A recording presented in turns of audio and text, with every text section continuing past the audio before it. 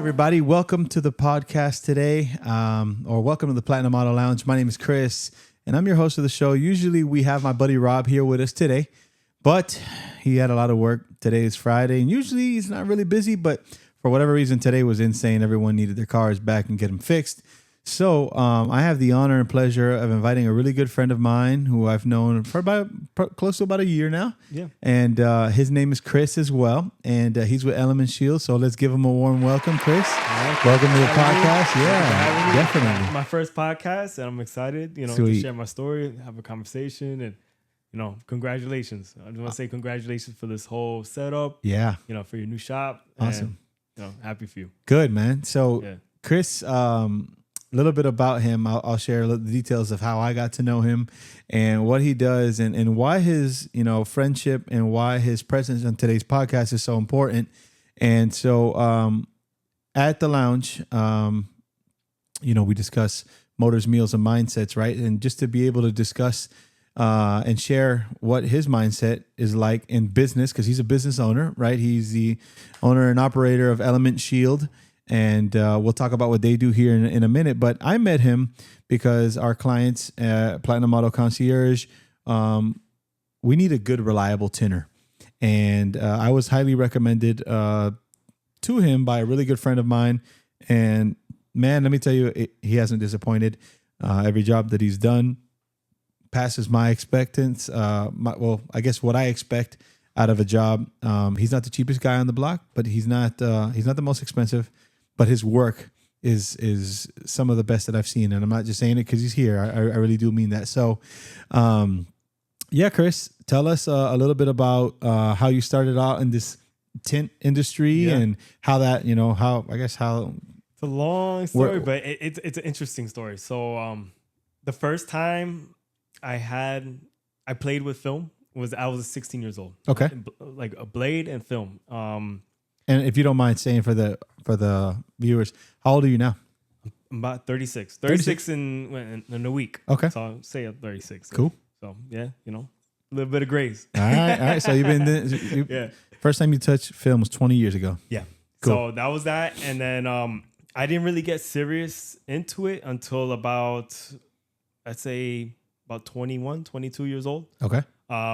So long story short is I've spent my school years in Florida, but grew up up north in New York. Yeah. And every summer, my parents would send me to New York instead of going to summer camp or staying home doing nothing. They sent me to New York and to go with my uncle. And my uncle, that's all he did was window tinting. So, he would just go straight work with him, and he taught me how to tint. Just helping him with the little stuff like prepping or installing on the quarter windows, and everything was repetitive. We didn't plotters weren't a thing back then, so everything was hand cut. Okay. So, which is I'm very humble to say that it's the best way to learn. Because at the end of the day, there's some installers that rely on a plotter, and a plotter could go down, and you have to rely on the natural. For those that don't know what a plotter is, you care to explain to them? So a plotter is a machine. Think of it as a Cricut. The Cricuts that they sell. Yeah. But a massive one. A big stencil machine. Yeah, a big stencil machine.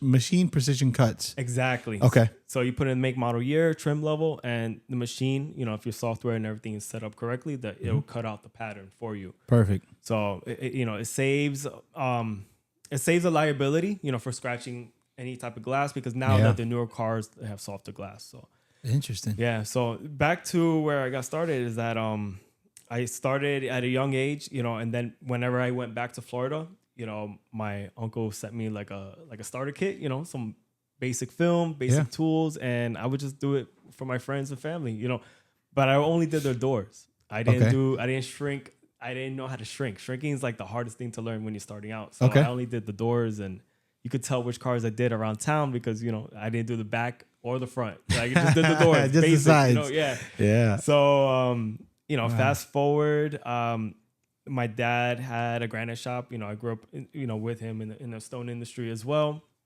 So the reason why I mention that, because that fast forwards to what I'm doing now. With Element Shield. So, my parents, they were really good, like great parents, and they made sure that I would, become innovative, just learn something, like learn a skill. It's always Did your mom work in the family business? No. Okay. No. She was in the medical field. Okay. Still is. And my dad was in that business. And then, so fast forward to a little bit more is that I would just continue doing it for friends and family, keep it repetitive. And, once I got serious about doing it, because, as we get older, our mentality changes. Mm-hmm. We want to start learning how to make money and, Mm-hmm. and doing good with our time and stuff. Yeah. So, and just started from there and merged into my first business name was called Final Cut Tinting. Okay. So that's why I only specialize in tinting, and I did like a little bit of vinyl wrapping. Sure. So, What age was that? That was at 22 years old, 23. So between 16 and 22, did you ever have like a corporate job where you clocked in 9 to 5? Oh yeah, Okay. a ton. Like Okay. I wasn't doing it full time. I always had I was just That was your part-time gig. gig. Yeah, Little side a hustle. little side hustle. Okay. But I always had like a full time job. I feel like that's how Yeah. we all start off. Right? Exactly. Yeah. And at what point in life where was it when you came to realization like, okay, I think I could do this for a living, I think I can provide for my family. Right now you have two beautiful kids, Yes. And you're married, beautiful Yes. wife. Thank you. So, at what point where you're like, all right, I can be the man of the house and I can provide doing this on a daily basis. When did you make that decision, and how did you know that decision, that moment was here?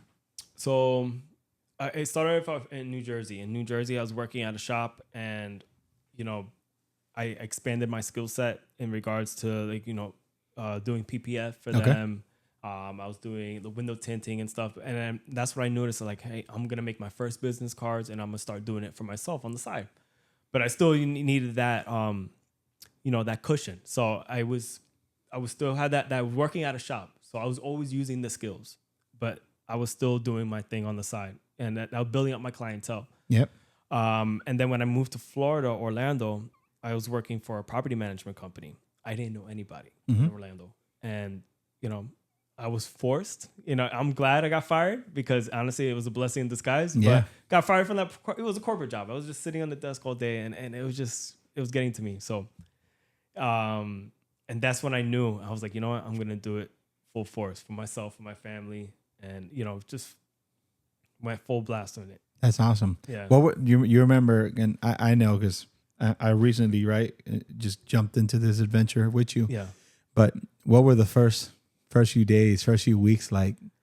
Stressful. Right? Stressful, no sleep, scared. There was a couple times I did cry in my car, just thinking because the stress was like overwhelming, but you just got to push through it. And you have to humble yourself. What I did was I made brochures, some business cards, and I went to B2B marketing. I went to different businesses and, basically like introducing myself. Because people don't do that. I feel like people don't do that anymore. Yeah, like, everything's like digital, but people want to see face to face. So I actually went, and I not MapQuest, but I had a list of different places. Yeah, and just went to go introduce myself, and that's it. Yeah. And it brought me to meeting a lot more people than I was expecting,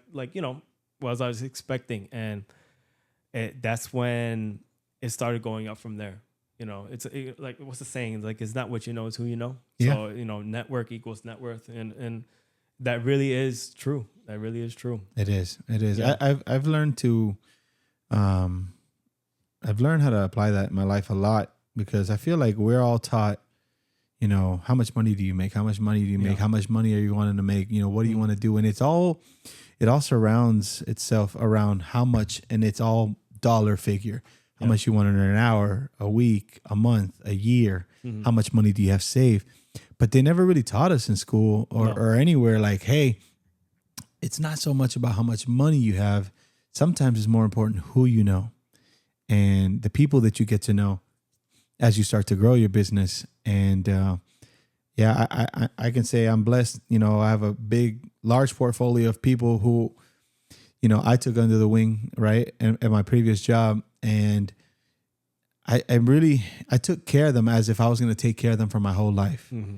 And because I made those decisions, in fact, the company that I work for, one of their mottos was earn customers for life.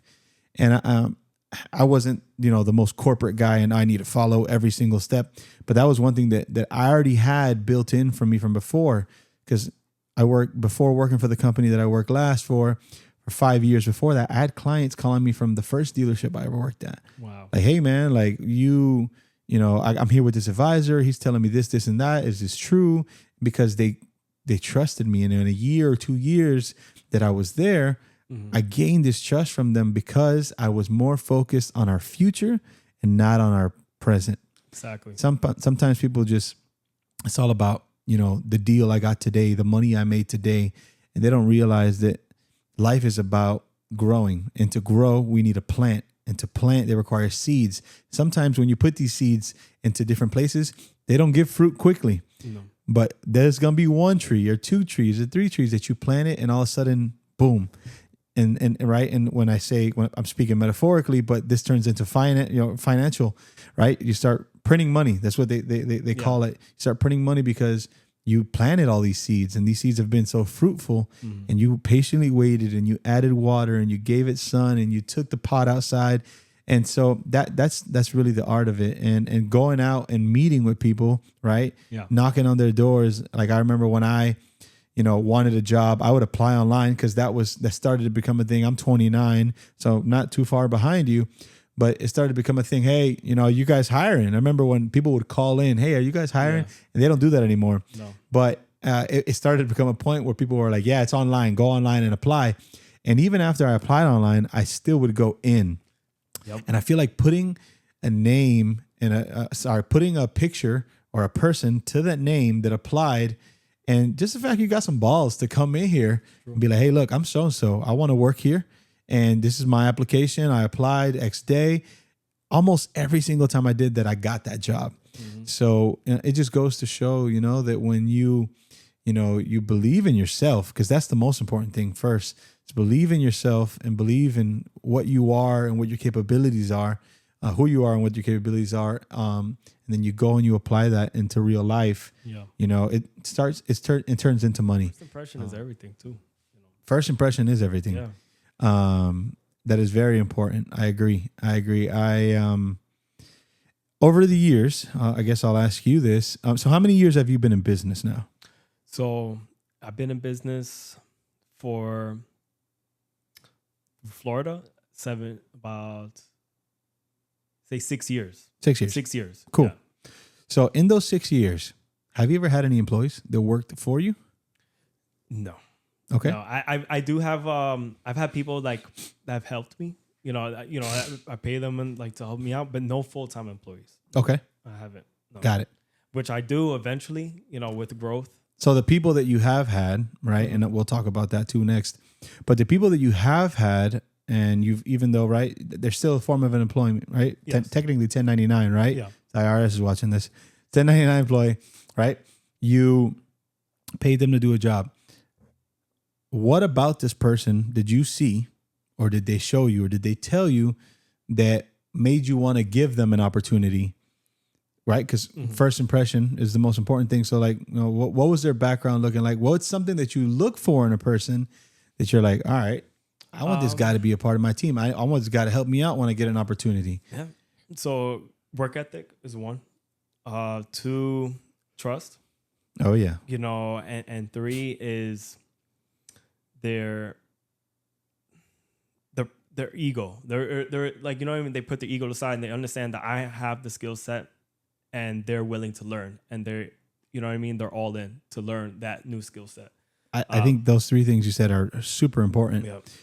But those 3 things are things that, and I'm sure you probably know this by now, that people can tell you, but they can't show you that immediately. Yeah. And so it takes time, and right? And then we start going through the course of hiring and firing. Oh, that guy didn't work out. I didn't like how he did this, or he may have showed up very enthusiastic, but I feel like if you really pay attention, there are certain traits about people that even if they're not the best tinner in the world, you can always teach them how to tint. Yes. But they have certain traits that draw you to them, and those are some of the ones that you mentioned. Exactly. Yeah. So yeah, that's awesome. And that one person, I still call him to this day. He still does his own thing, but if if I have a job coming up, a big job, commercial, residential, then he'll definitely set his schedule aside. And I have full faith in him that, you know, he's going to do a great job. And I've been teaching him and he understands. So that's the thing. Like, it comes within time. And you ask, how did I find that person? Is because I saw his work ethic from the outside looking in. Okay. So young kid, you know, he's like, way younger than us, but, you know, he's hungry. Good. So, yeah. Those kids don't exist much. No, exactly. Unfortunately. But you mentioned that the commercial, the residential, and we opened up the conversation how you're a tenor on the automotive side. Because I didn't know about this until you said something about it, but I guess talk to our audience and people that are watching about, you know, what Element Shield is as far as the commercial goes, which is pretty much window tinting major buildings, huge buildings. And then on the residential side, this is where I was blown away, right? Because all the windows need to be tinted. Yeah. But then we started talking about, you know, PPF and how we use it in the automotive industry, you know, for the bumper, hood, the entire car now these days. But how you guys use it on appliances and countertops, just, I guess, talk to them about that. So I don't know if people know, but the term PPF is for cars, you know, automotive. But protection film has been around since the Vietnam War. And it was made for helicopter blades. Okay. So ever since I heard that, I'm like, wow, it could be used for other things. So just to backtrack, the reason why I became, you know, I made Element Shield into, you know, a brand is that when I was in New York with my uncle, he's the owner of 61 Coatings. And whenever we weren't doing automotive, we were doing residential. And it was so long ago, it was about 15 years ago, but we were putting protection film on like exotic wood tables, granite countertops, appliances. And when I was with him, it just blew me away because he always joked about it. And it's true. Like I love working on cars. I've been working on cars since young, but he always says I'm not a car guy. And I have to say, I'm really not. Like, you know, but I love working on cars. I'm really good at it. But the residential side, it's just something I took from growing up with, you know, with my parents to what my uncle taught me, and I merged it to the two. So with that being said, I started when I moved to Florida, I started networking with like interior designers, home builders, realtors, and granite shops. And I just saw like there was a missing link that this protection film is going to solve an issue with staining, etching, maintenance, and it's also going to enhance the appearance. So I went full force. Like I just went, I invested in some material, and I started doing it in the apartment complex that I was working at. It was a new build. Okay. So they had quartz countertops, they had brand new appliances. And I after shop, you know, at night, I would go in at 10 o'clock at night at one of the models, and I started setting up. I started installing. Wow.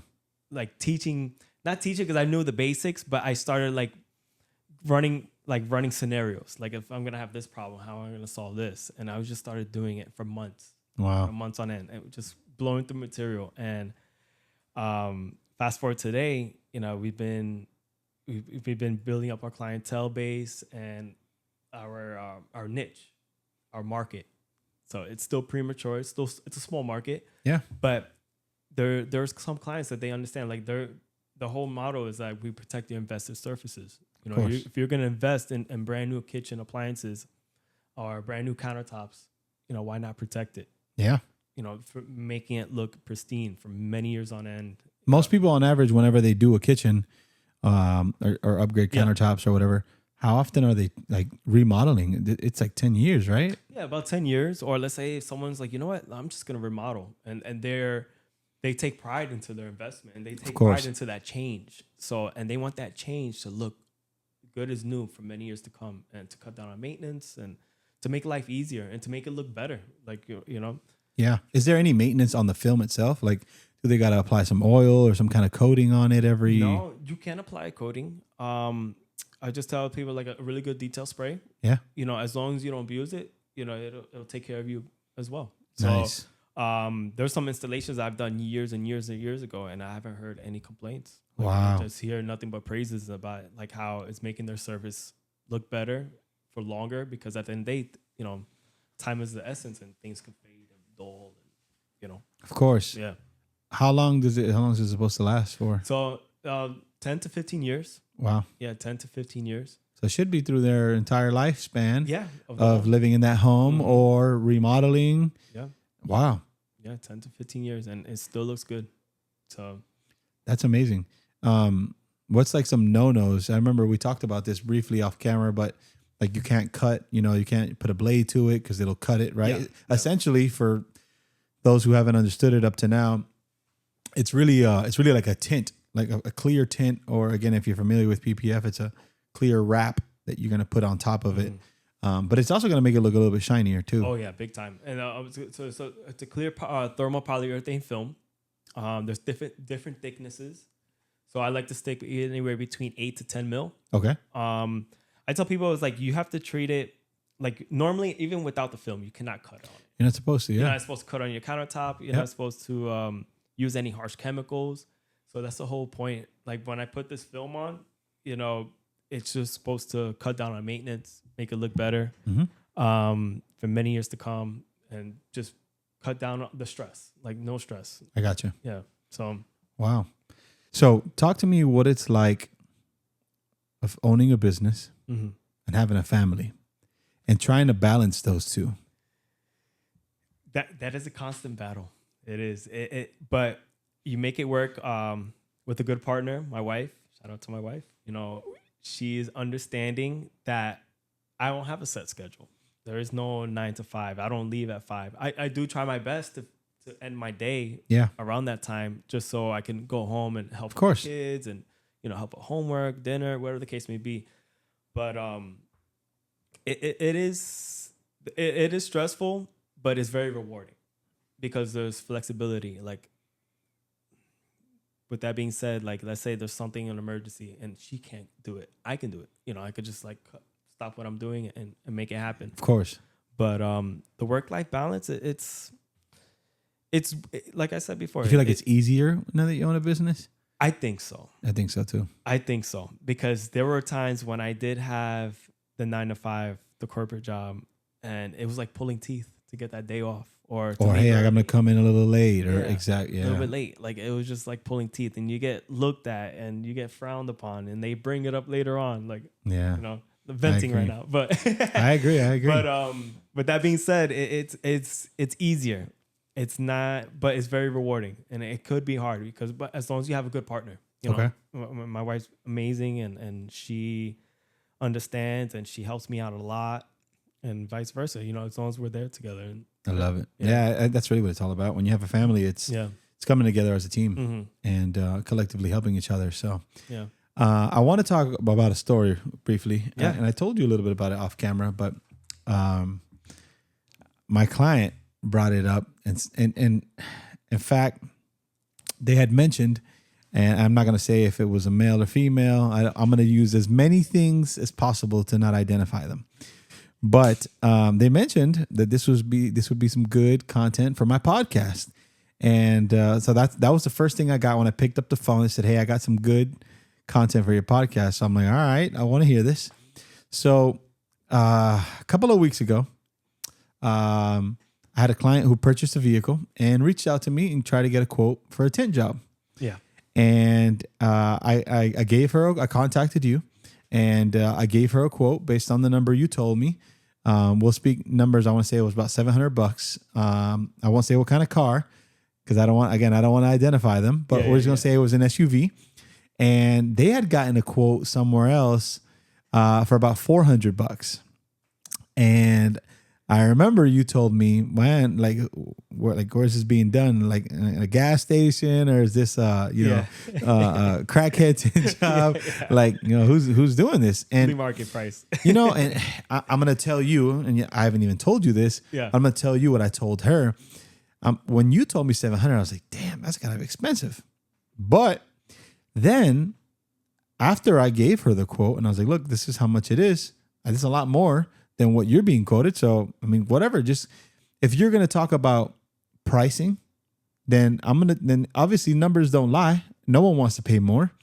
But if you're going to call and ask me, is there a quality difference between this job and that job? Then I'm going to politely explain to you, hey, yeah, there is.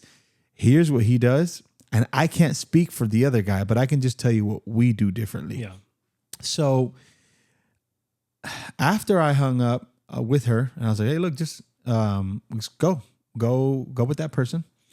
Then I started thinking, I was like, I paid for just the windshield on my old BMW 11 or 10 years ago, $300.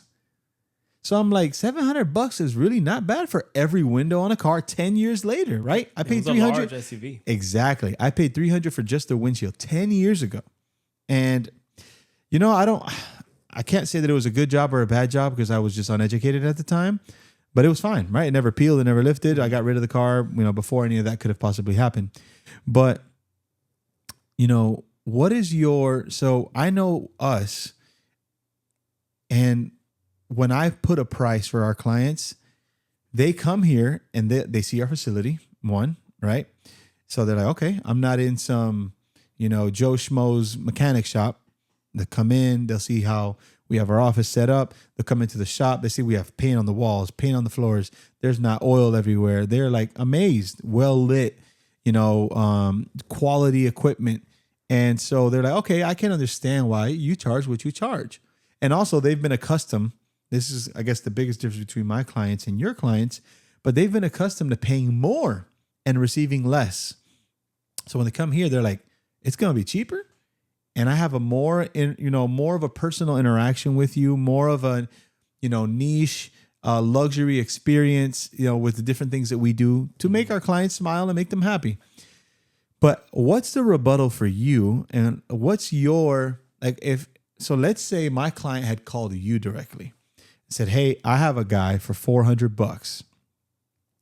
How would you attack that? And then I want to conclude the story of, why this ended up on the podcast. But, customer calls you, asks you for a quote, and you give them a quote and they're like, I just got a quote for $400. Mm-hmm. That's roughly 70 or 80% more, right? So what are you doing to sell yourself to a client where you're clearly charging more than whoever it is they just got a quote from? No, so it sounds cliche, but I truly do treat everyone's car like it's my own. Okay.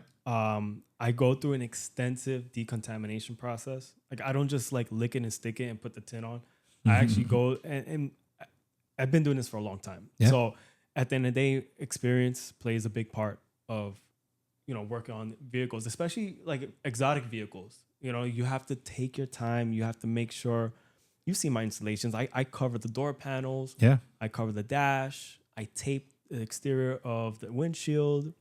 I really go full blown in. So if it was talking to a client, I would like, it's a good question, but I would say I respect their decision. And I understand that you're looking for the best deal, but I can assure you the quality of my work, you won't even call back, or you're actually going to see the quality of the work. It speaks for ourselves. Well, here's where the trouble part is too, and I want to help you with that. Is they will never be able to see both jobs. It's true. Unless they hire one, they don't like the first one, and then they come to you and they're like, "Wow, now I see the difference." But now it costs them so much more money. Yeah. So even though you did a better job, they're going to be more difficult with you. They're going to nitpick you more because of the experiences they went through with the first guy. But I would encourage you. And I always use, anyone that knows me knows I'm Mr. Analogy. I'm always going to give you an analogy. To make people think. Of course, because not everyone understands what a quality tint guy is. They just know of a tint guy. And most guys like detailers, tinners, painters, etc., right? I become your guy because I gave you a deal or I've been taking care of you. But some clients, they're not very well oriented on what quality is, right? So again, here comes the most important part is the analogy is understand your customer, right?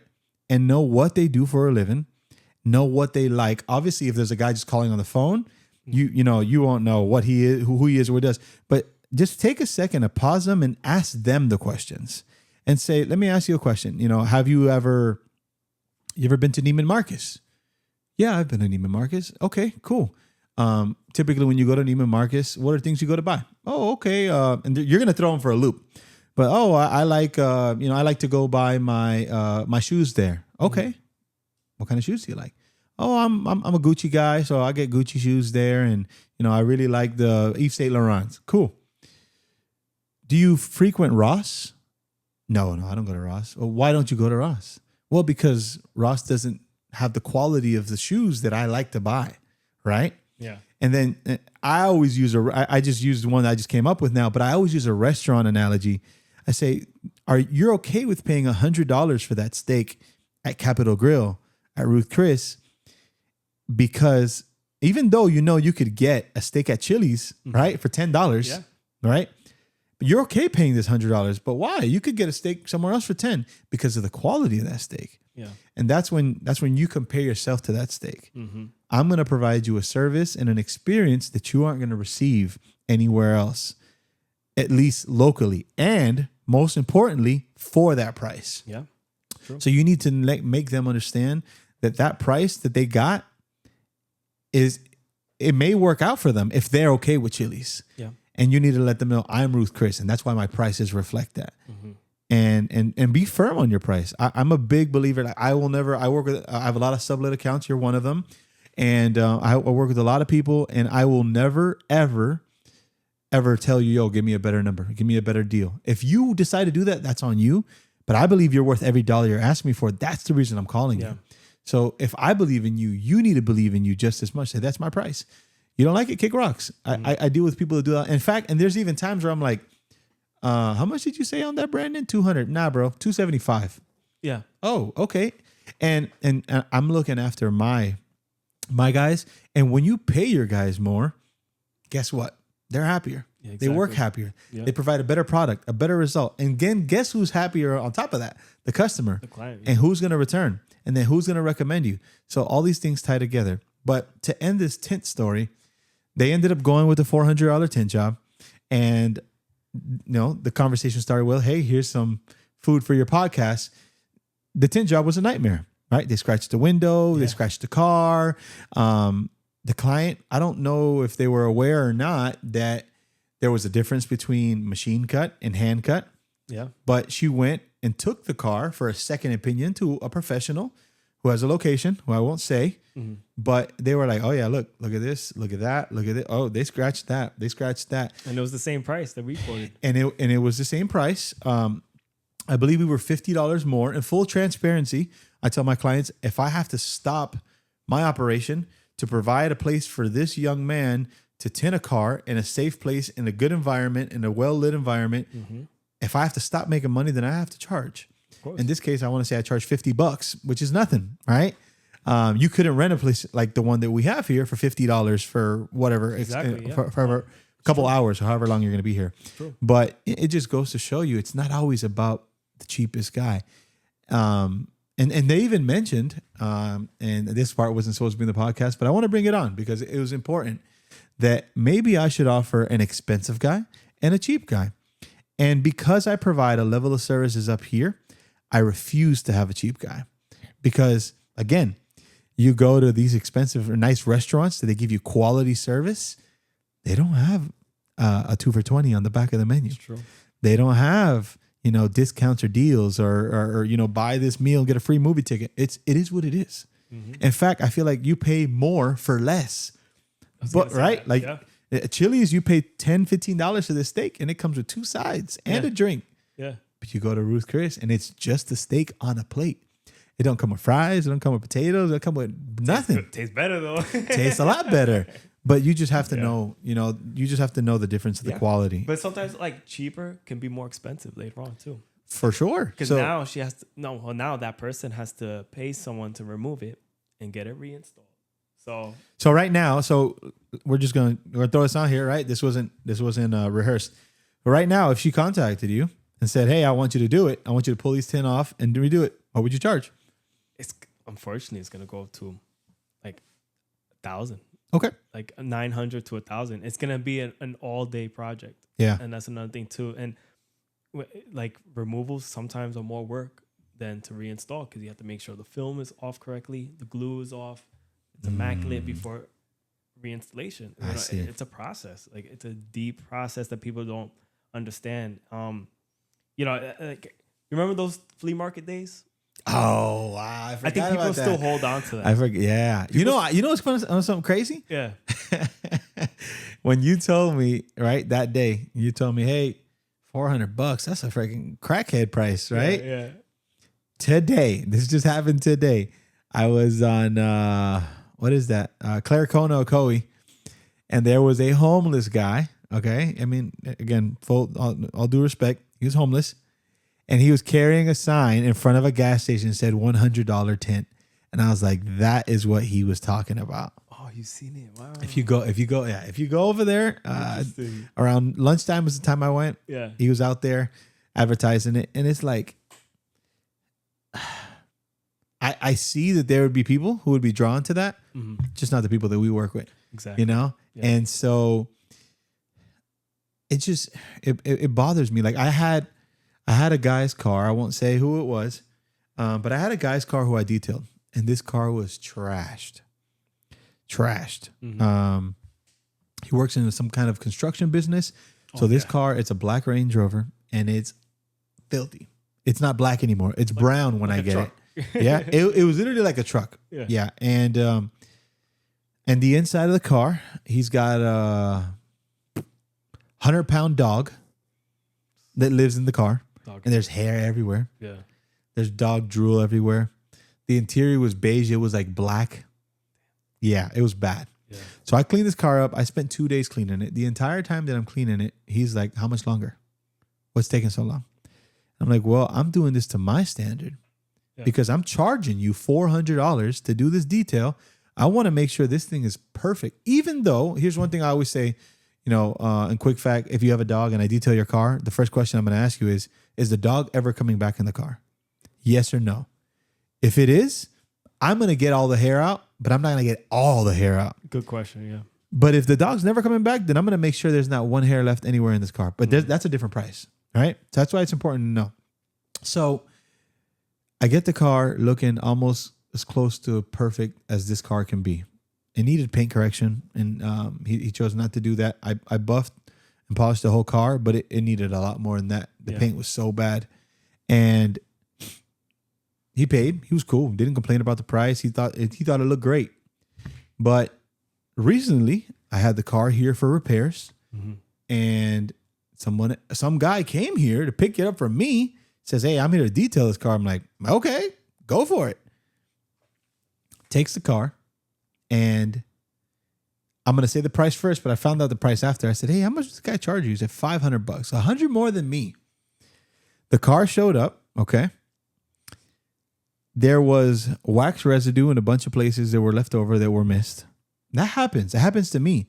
But it's our job countless hours later, the next morning or later that day, to go back and follow up. Yeah. Bring the car outside, have another set of eyes. Hey, did I miss anything? That's something that I do to make sure, because it happens to everybody. Yeah. But not everybody goes behind themselves. Right? I popped the hood on the car because we're working on this car. And he left a wax bottle on the windshield cowl. So had he been driving, that had just flown off, hit someone's car. Wow. Right? Damn. Now, I'm just speaking worst case scenario. Yeah. But that could happen. It could have, yeah. And then, I'm suing you. That came from your car. And then now this detailer is being sued, countersued, right? It could have caused a fatality. Who knows, right? Yeah. The list goes on and on. But just so careless. The quality of the work. Rushed. Super rushed. It was like transactional. Yeah. All right, give me the money. All right, I'm going to knock it out as fast as I can, and I'm going to get on to the next car. And that's not what I do. I'm not booking another car within a decent time frame, but I'm not thinking about the next car until this car is 100%. Yeah. I popped the trunk because there's another part we need to change in the trunk. He left some buffing pads in the trunk. I was going to keep them for myself, but they were trash buffing pads. This makes sense why this car doesn't even look good. Left the shop in the right? You know, it's like if someone left behind a roll of tint, you're like, oh, look, a free roll. And you're like, oh, man, this is this is that doo-doo tint. Like, I don't want this. So I even tell the client, I'm like, hey, this guy did a terrible job, bro. Yeah. And he's like, yeah, but he did some other cars for us. I'm like, I can't imagine what he did with those. And he charged you more than me. So now I'm questioning myself like, damn, should I be charging more? I think I should. Yeah. You know, if I'm doing a better job than this guy and they're lining up to pay this guy more money than they paid me, then I should be charging more. Yeah. So prices are going up today. Yeah. There you go. Happy New Year. But yeah, man, it's you know, people, I think it takes people sometimes letting them go. Yeah, it's true. Letting them go. Don't, like, my advice on selling is don't pressure them. Mm-hmm. Step away. Yeah, I've done that several times. Here's the number. Yeah. Step away. Mm-hmm. Let me know if you need me. Yeah. I don't like someone that's like, come on, let's get it done today. I'll give you a deal of a life. I don't want to hear that, bro. How much is your price? All right. Give me a minute to think about it. It's either yes or no, or I'll call you back, or whatever the deal is. But you know, don't harass the client. You know, just let them make that decision. I had a client like that recently, and she was like, hey, I think that's too much money. And I was like, okay. And in fact, she even looked it up on ChatGPT to see if I was overcharging her, and ChatGPT said should have been $200, not $1,400. And I'm like, well, I can call 2 other places locally that will install it for you and get a quote. Yeah. And so I got the quote, and the quote was, one was $2,200 and one was $2,700, and I said $1,400. Yeah, and then, you know, I was like, look, you know, ChatGPT, that's my boy, but he don't know everything. Yeah. You know, he hasn't worked for this brand. He hasn't worked on these cars. I even had one guy tell me, Matt, tell her to have ChatGPT come fix the car then, you know, because people rely so much on Google. Well, it used to be Google. Now it's ChatGPT, but you know, it's sad, man. But you have to stick to what you know. Exactly. And I met a guy this guy built 80% of Disney Springs. And I can't remember his name. I met him years ago. I met him a couple of times. He's a client of mine. And he told me, Chris, everybody is in their fair share to make. So sorry, everybody is entitled to make fair share of profit.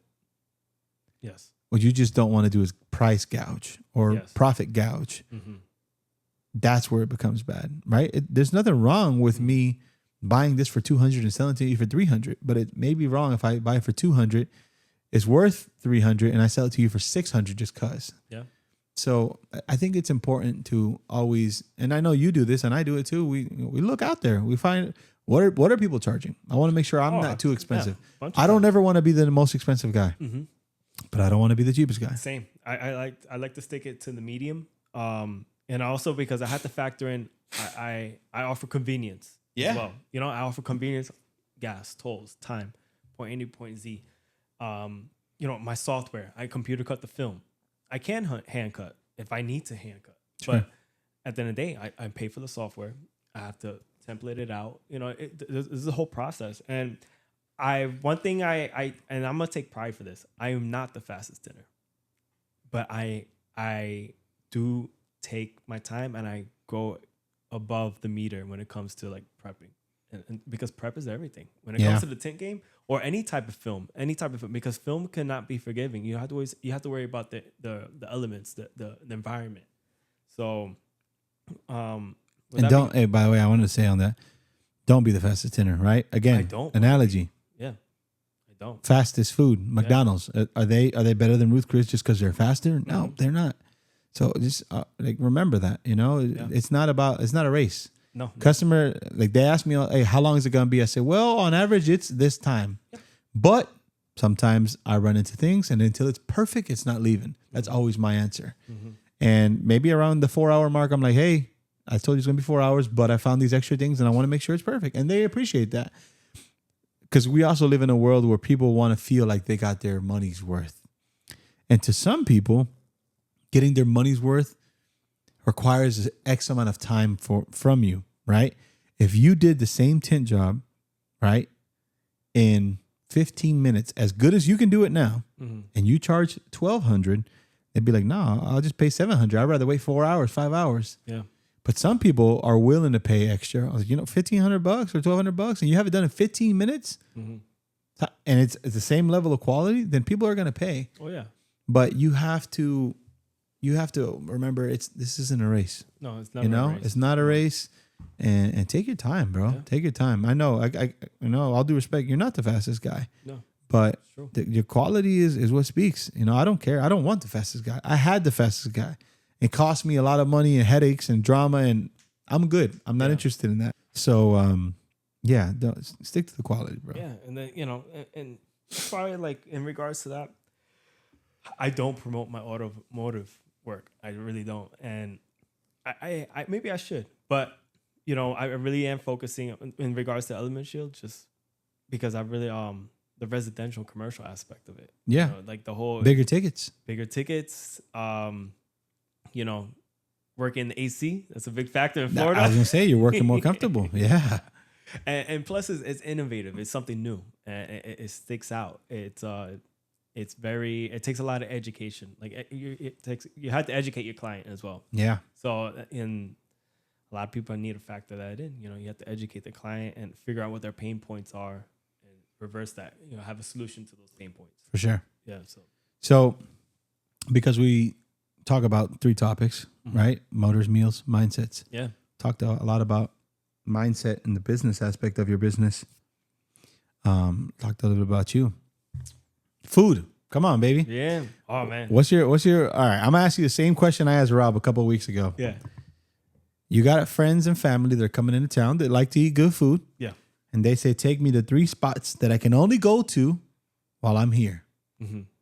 What's the 3 spots you're taking them to? Oh man. So you can tell with my figure, I like to eat, but I'm a big foodie, especially here. Orlando's food game has blown up. It has. It has a lot. A lot of great places, especially in Winter Park, Mills. Mills, yeah, man. Mills, man. Like the mom and pop places. Like I always try to like go to. I never really go to chain stuff. A chain stuff. We don't do either. I don't. It's rare that I go there, and it's only for desperate measures. But for my top 3 places, I mentioned earlier, Chayote. Chayote? So Winter Park? Yeah, elevated Latin place. Okay. Amazing. Ava. Oh, okay. Yeah, Ava. Ava, right there on Park Ave. Yeah, been there a couple times. And 3, it's not really elevated, but it's I'm big on burgers. Oh, okay. Yeah, all right. so, We've been looking for a good burger spot. Yeah, Where are we going? Badass Burgers. Badass Burgers. Yeah. Okay. What do you get there? So everything, burgers, but they're all like gourmet burgers. But the best part is that their food, their buns are made in house. Oh, Only okay. like 4 or 5 ingredients. They taste like croissant. And their beef is Bread can make Australian it a Wagyu. Really? Yeah. So this is a quality burger. Oh man, it's a whole badass burgers. Where are they at? It's on Curry Ford. Ford. I don't know the intersection, but it's over in the Curry Ford area. Yeah, it's in Curry Ford area, close to like where Hourglass District, right? Yeah. Yep. Okay. Yeah. So it's there, and you can't miss it. Just type it on and Google it. But yeah, amazing. What do you get there? Me, I'm a creature of habit. I get the same thing. I get the Eddie. It's Okay. called the Eddie. Right. It's got arugula. Ooh, Cheddar cheese. I love arugula. I love arugula. I love arugula. Cheese. I'm sorry, drooling right now. But yeah, we'll have to go there after their own this. sauces. They're black garlic mayo. I'm going this weekend. Bro, you gotta go. I'm going Badass this burgers. weekend. It's a tiny little hole in the wall. The fries are beef tallow fries. I'm going this weekend, bro. I'm gonna send you pictures. Yeah, I'm big on mushrooms. Like Me I like too. Mushrooms. Yeah, the mushrooms are really good. Oh, and they man, make milkshakes. It's I'm a good excited. spot. I'm surprised. Like whenever I see these burger, like people are asking, "Oh, what's the best burger?" Burger debates. Yeah, like they really mention it. I'm always shouting them out, like, "Oh, badass burgers!" But it's really good. Damn, I'm going this weekend. I will go. be there. I'm gonna go tomorrow. Yeah, you should. I'm gonna You go should. tomorrow. Badass burgers. I'll be there. Yeah, but get the Eddie. Everything is good there. I don't know about you, but like me, once I like something, I don't change. I stick to it. Yeah. I mean, there's certain cultures where I like exploring different things. I'm not that ballsy. When it comes to a burger, though, yeah. nah, man.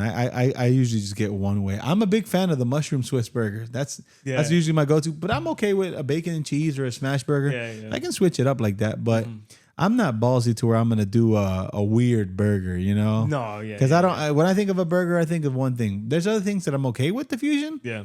Burger's not gonna be it though. Yeah. But yo, you So definitely. what do you get? What do you get at Ava? What's like? What's Ava, one of your favorite things you've got there? I like a risotto. Oh, I love risotto. I have risotto. Like whenever it's so funny. Whenever I go to a place and I really like the food, I try to remake it at home. Oh, I do that too. Yeah, so I do that too. I love Risotto's Ava. a tough thing to make though. It requires a lot of stirring. Yeah. Constant stirring Patience. and watch that. A lot of patience. It's not like Puerto Rican rice. You just put it in a pot, close it, and come Leave back it 30 alone. minutes, Yeah. stir it up, and that's it. Yeah, but Risotto's good, I think though. I mastered it. Honestly, like I think I did. I've got a good one too. My wife, hey, one time, she gonna kill me for this. One time, so typically whenever you get, I don't know what kind of risotto you're talking about at Ava, but one of the big popular risottos as risotto started to have a boom in the U.S. Was a wild mushroom and chicken risotto. And it was popping up at a lot of different places, maybe about 10 years ago, 10 years ago. And so a little bit of wine, typically in risotto, goes very well. White wine with chicken, right? Yeah. And so my wife made it one time. And I think she was trying to get me drunk, bro. That rice tasted like a bottle of wine. Because you got to cook the wine down, you know? You got to cook it down. And she had put too much. She put too much. So I'm sorry, baby. I love you. But risotto is one of my favorites. Actually, there's a really good risotto I want you to go try. It's at this place called Tartini. Tartini. Yeah, Tartini Pizzeria and Spaghetteria. They are near Orange Ave and Rachel's. You know where Rachel's is at on Orange Ave? I think we all know where it is. Of course, everybody knows, right? So it's not far from Staple. there. Yeah, not far from there. And dude, so funny enough, in 2023, they were the #1 restaurant in Orlando on social media. Yeah. They're known for this pasta called pasta alla ruota, and it's this Parmesan wheel they bring out to the table. Oh, that's when they they throw it all in there. Yeah. You know, for many years, that was only something you got like in New York or Italy. Yeah. And so these guys adopted it. Funny enough, I think they're Ukrainian. And dude, I went for my birthday 2 years ago, and I got a seafood risotto. I'm gonna clip it here. I have a picture of it. Oh my god, dude, it was amazing. And then I went back. In fact, the last time I was there, just a few weeks ago, I ordered the chicken risotto.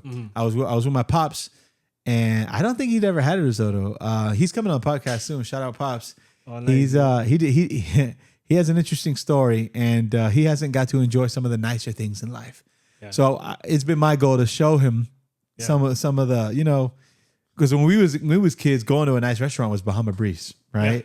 Yeah, and so I met my wife, and I got a chance to explore smaller mom and pop restaurants in California. Because for a long time in Florida, everything was so closed minded. Everything was TGI Fridays and Chili's and Chick-fil-A, and so now I've grown away from all that. Not that I'll go if good people go, but it's not gonna be my first place to go. Yeah, but dude, that chicken risotto was fire with the mushrooms. It's phenomenal. Tartini, you gotta get over there. We get the carbonara. I'll clip that too. Okay. I've had the lasagna. It's crazy. I'm not even like, I only eat lasagna from my mom and my wife, because most places they just don't do it right. Yeah, this place is crazy, bro. Yeah. You know, it's my little go-to spot. Like it's quick. My kids love it. F&D.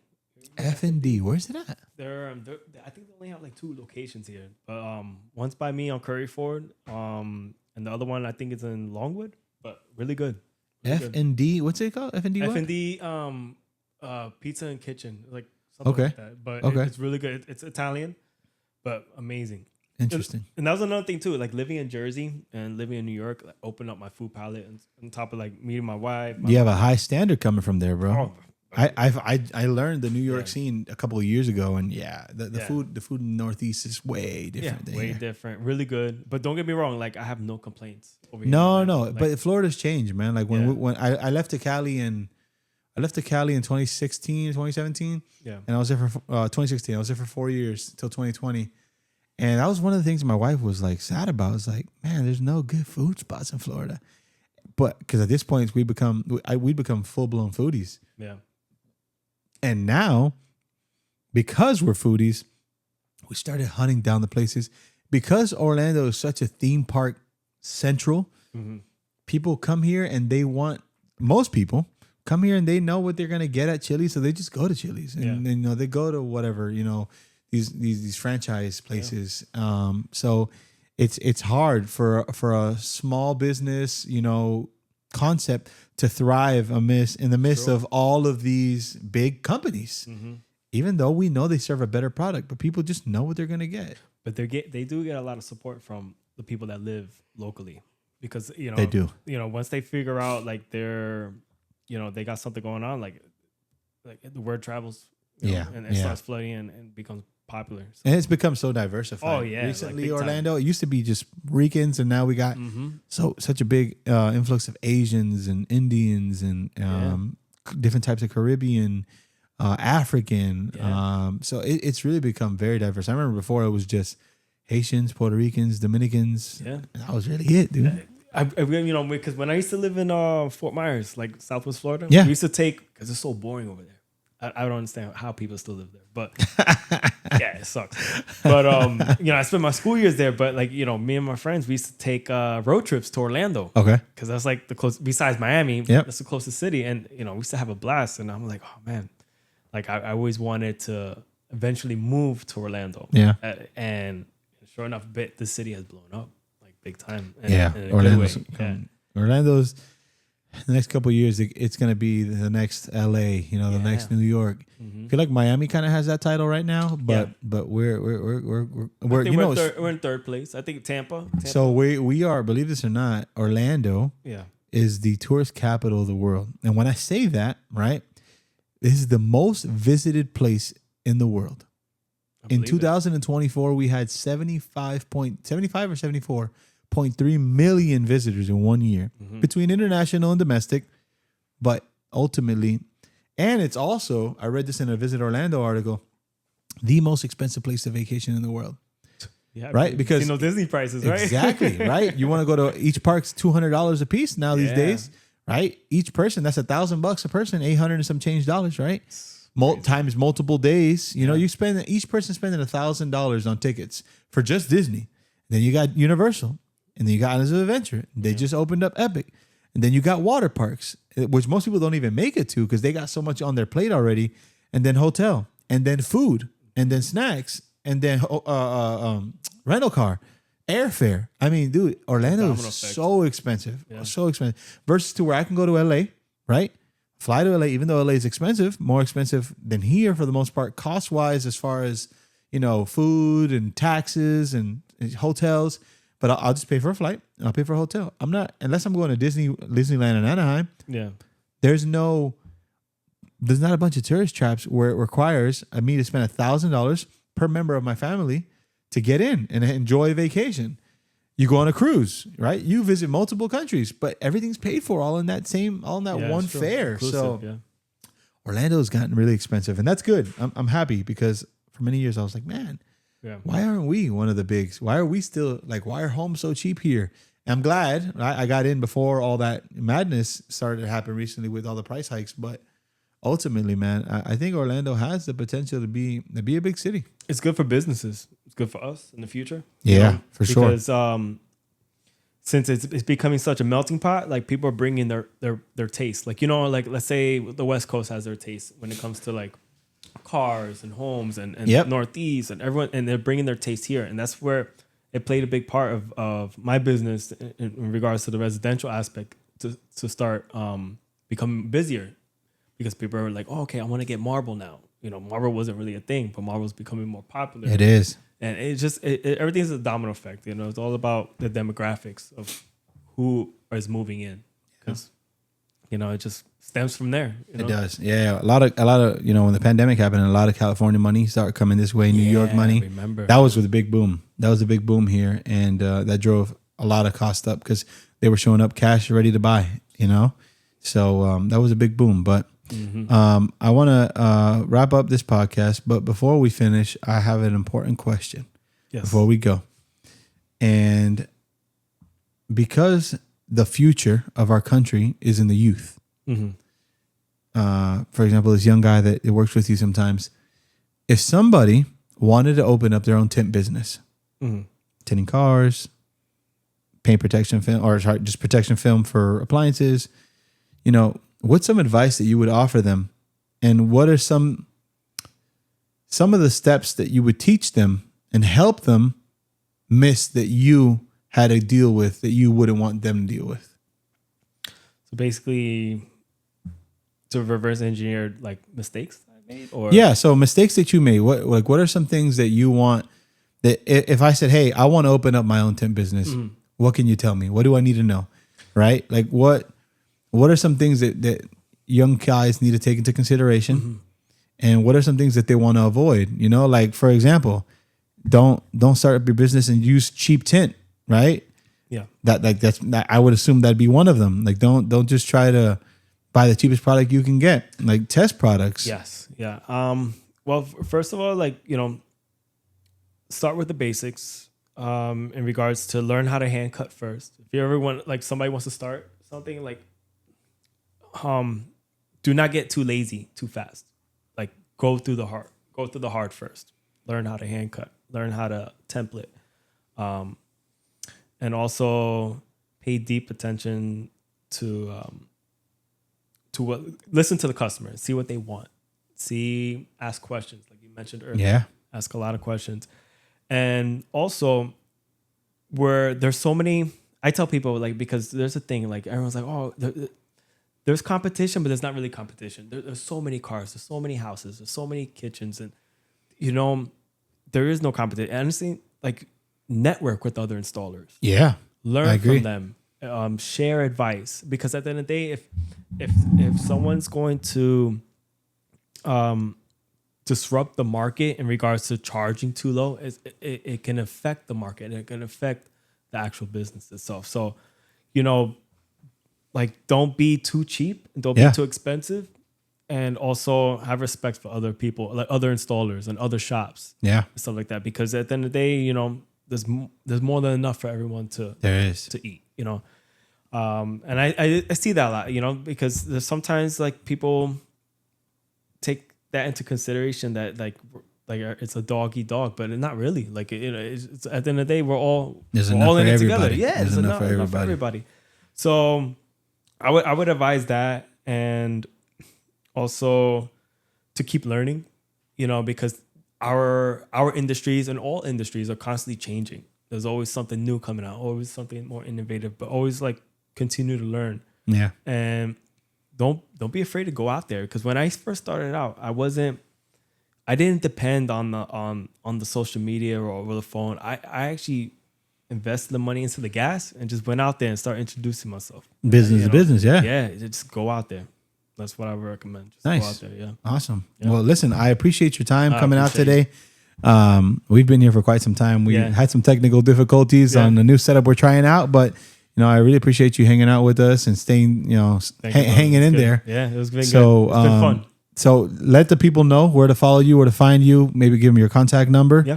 And that way you can get into the homes and start wrapping these countertops and refrigerators. So first of all, I'll start off with my full name is Chris Santiago, and my phone number is 407-684-3083. You can find me on social media, Instagram, Element Shield _, YouTube, Element Shield Surface Solutions, and TikTok, same thing, Element Shield Surface Solutions. But I look forward to working on your cars, on your homes, and I look forward to meeting you. Nice. Awesome. All right. Well, I want to thank you guys for taking your time and watching here with us tonight. And we'll catch you guys on the next episode. Please drop some comments down below. Yeah. If you have questions, either Chris will be watching and I'll be watching as well. And let us know what you guys want to see next. If you want to jump on the pod next, shoot us a DM. We have a couple of people that are lined up coming up soon, but we're always willing to make it happen and get you in, and that way, you know, we have some fun. So thank you guys, and make sure you like, comment, and subscribe. Don't forget to hit that bell. That way when we drop the next video, you already know that it's gonna ping you on the phone. So if you need anything from us, make sure you go ahead and comment below. Message us on Instagram, Platinum Auto Concierge, TikTok, Platinum Auto Concierge, Facebook, same thing. If you want to contact us, 863-326-8682. And if you have any questions with your cars, let us know. We'll get you all taken care of. You guys have a great night and God bless. Check you guys on the next podcast. Good night. Peace.